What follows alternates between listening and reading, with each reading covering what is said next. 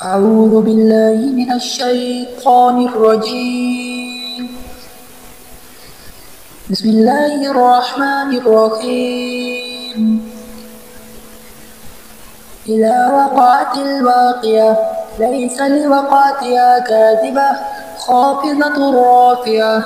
إذا رجت الأرض رجا وبست الجبال بسا فكانت هباء منبثا وكنتم أزواجا ثلاثة فأصحاب الميمنة ما أصحاب الميمنة وأصحاب المشأمة ما أصحاب المشأمة والسابقون السابقون أولئك المقربون في جنات النعيم ثلة من الأولين وقليل من الآخرين على سرر موضونة متكئين عليها متقابلين يطوف عليهم ولدان مخلدون بأكواب وأباريق وكأس من معين لا يصدعون عنها ولا ينزفون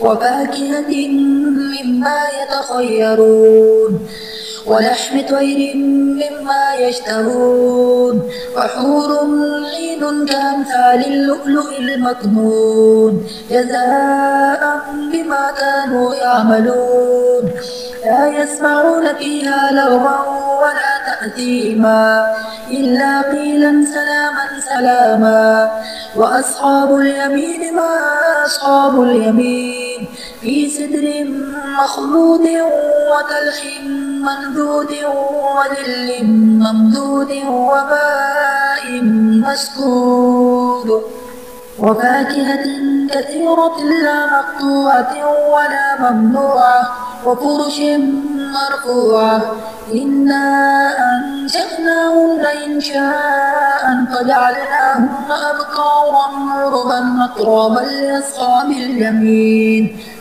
ثلة من الأولين وثلة من الآخرين وأصحاب الشمال ما أصحاب الشمال في سموم وحميم وظل من يحموم لا بارد ولا كريم إنهم كانوا قبل ذلك مترفين وكانوا يصرون على الحنث العظيم وكانوا يقولون أئذا متنا وكنا ترابا وإذا منا إنا لمبعوثون أو آباؤنا الأولون قل إن الأولين والآخرين لمجموعون إلى ميقات يوم معلوم ثم إنكم أيها الضالون المكذبون لآكلون من شجر من زقوم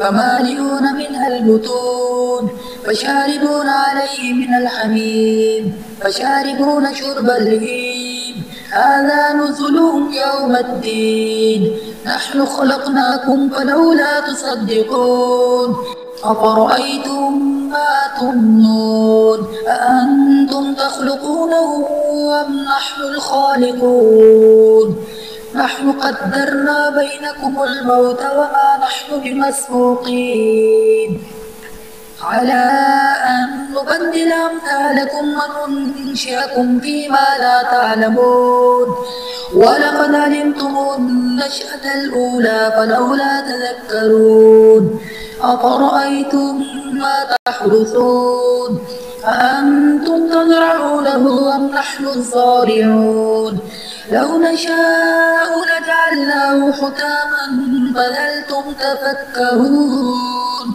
إنا لمغرمون بل نحن محرومون أفرأيتم الماء الذي تشربون أأنتم أنزلتموه من المزن أم نحن المنزلون لو نشاء جعلناه أجاجا فلولا تشكرون أفرأيتم النار التي تورون أأنتم أنشأتم شجرتها أم نحن المنشئون نحن جعلناها تذكرة ومتاعا للمقوين فسبح باسم ربك العظيم. فلا أقسم بمواقع النجوم وإنه لقسم لو تعلمون عظيم. إنه لقرآن كريم في كتاب مكنون لا يمسه إلا المطهرون تنزيل من رب العالمين. أفبهذا الحديث أنتم مدهنون وتجعلون رزقكم أنكم تكذبون. ولولا إذا بلغت الحلقوم فأنتم حينئذ تنظرون ونحن أقرب إليه منكم ولكن لا تبصرون. فلولا إن كنتم غير مدينين ترجعونها إن كنتم صادقين. فأما إن كان من المقربين فروح وريحان وجنة نعيم. وأما إن كان من أصحاب اليمين فسلام لك من أصحاب اليمين. وأما إن كان من المكذبين الضالين فنزل من حميم وتسلية جحيم.